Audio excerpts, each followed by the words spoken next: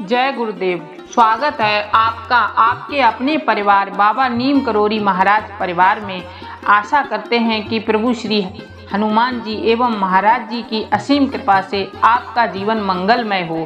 परम कौतकी बाबा महाराज अपने भक्तों के साथ सदैव मनोहारी लीलाएं किया करते जो उनके भक्तों के समझ से परे होती। इसी क्रम में एक ऐसी लीला सुनिए उन्हीं के भक्त के शब्दों में। श्री प्यारे लाल जी बरेली के एक व्यापारी हैं। आप अपना अनुभव सुनाते हुए कहते हैं कि एक बार मैं अपनी पत्नी के साथ नैनीताल किसी काम के सिलसिले में गया हुआ था और वहां इंडिया होटल में ठहरा हुआ था। एक दिन होटल के मैनेजर से बातचीत में पता चलता है कि महाराज जी भूमियाधार आए हुए हैं। मैनेजर कहने लगते हैं कि आप भी महाराज जी के दर्शन कर लीजिए। पहले मैं महाराज का नाम सुनकर चौंक गया, क्योंकि मैंने पहले कभी बाबा महाराज के बारे में ना तो सुना था और ना ही कभी देखा था। मैंने पूछा कि कौन है महाराज, तो वो बताते हैं कि देश विदेश में प्रचलित बाबा नीम करोरी एक सिद्ध संत हैं। आपको सामने देखकर आपका नाम लेकर बुलाएंगे।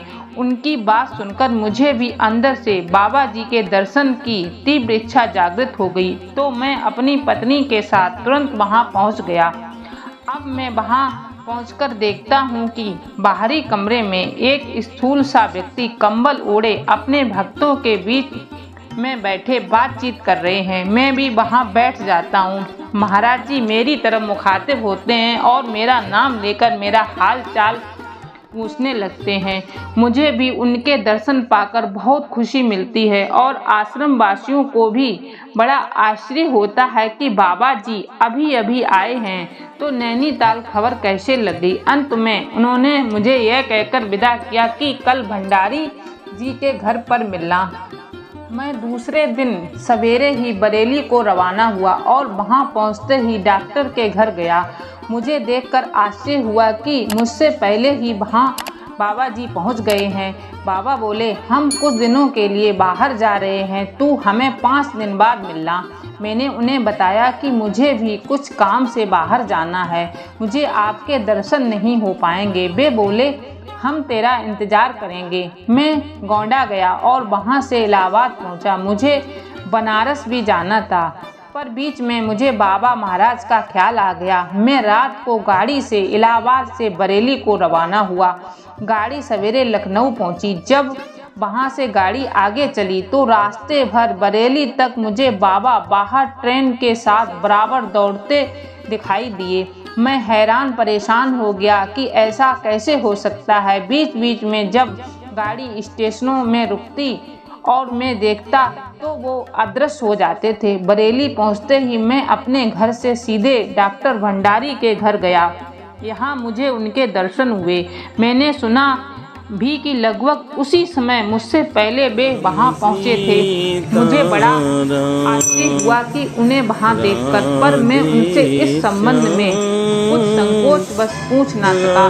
बाबा उसी समय मेरे साथ मेरे घर आए और उन्होंने दाल रोटी खाना पसंद किया। थोड़ी देर में डॉक्टर के घर से श्री किशन चंद्र तिवारी जी और तुलाराम साहब भी आ गए। बाबा ने उन्हें भी प्रसाद दिलवाया। महाराज सदैव प्रकाश करती रहे। उनकी वाणी की दिव्यता ऐसी थी कि उनकी वार्ता सुनने में साधारण लगती, पर उनकी असाधारणता का बोध केवल उसी को होता जिसे वह कही गई हो। अन्य उपस्थित व्यक्ति उनके महत्व का अनुमान भी नहीं लगा सकते थे। कभी जन समुदाय के बीच बाबा कुछ विशेष योजन से किसी से कुछ कहते तो उनके शब्द केवल वही व्यक्ति सुन पाता और पास में बैठे अन्य व्यक्ति केवल इतना ही जान पाते कि अमुक व्यक्ति से कुछ कहा जा रहा है, पर क्या कहा गया ये कोई नहीं जान पाता।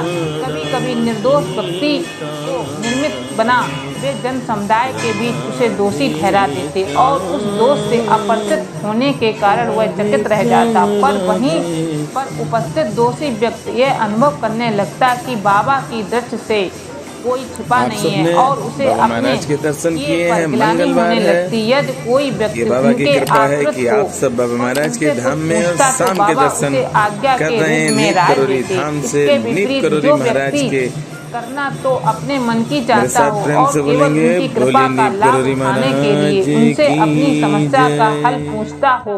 बाबा सुझाव के रूप में उचित परामर्श देते, भले ही वह उसके मनोकूल ना हो।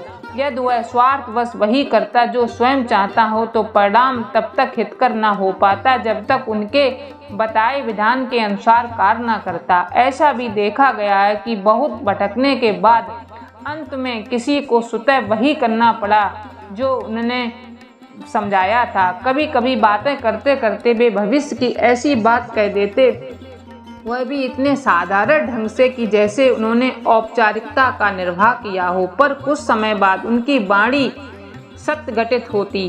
बाबा स्वागतः बड़े दयालु थे। वे प्रत्येक व्यक्ति पर अप्रत्यक्ष और परोक्ष रूप में कृपा करते ही रहते थे। प्रचार और प्रदर्शन वे नहीं चाहते थे। इन कारणों से जिन व्यक्तियों लोगों को उनके सानिध्य का सौभाग्य प्राप्त नहीं हुआ, उन्हें उनकी विलक्षण कथनी और करनी समझ में नहीं आती। यह इसलिए कि उनके आश्चर्यजनक कार्यों को कोई लौकिक कारण नहीं जान पाता। इससे उनकी बुद्धि भ्रम में पड़ जाती। पर क्या कभी बाबा महाराज अपने भक्तों के बीच बैठे उनके सारी समस्याओं, उनके कष्टों को दूर करते? जो बाबा पर विश्वास करता, और बाबा सरीके सिद्ध संत ही कर सकते थे जिनमें अमानवीय गुण को दूर कर देते। जय गुरुदेव, जय श्री राम।